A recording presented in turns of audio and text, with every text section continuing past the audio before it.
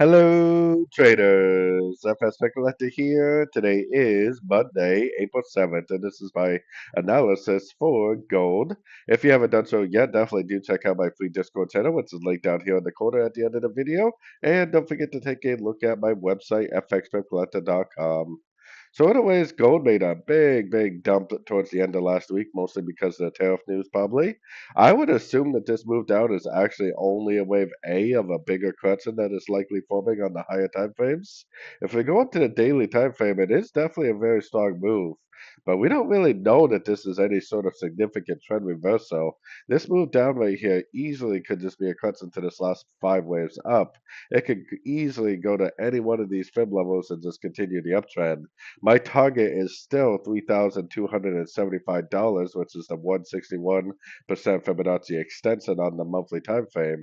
So I am still bullish. I think there's a good chance that overall we could see, more of a three-way pullback on the sort of time frames, maybe something like that. But we have to be cautious because it could easily just keep on trending up. So going down to the sort of time phase, I think this first move is more likely in wave A. If anything, if it does start to move up, I would actually expect to move up to probably be in wave B, which would potentially be a correction to the wave A. And then we potentially should get another push down for wave C, making some sort of an ABC or maybe even a WXY, because so far this is three waves. So if it's on an ABC, it potentially could be a WXY, which would be three waves down, three waves up, three waves down, or maybe even some sort of a flat, because gold definitely likes flats.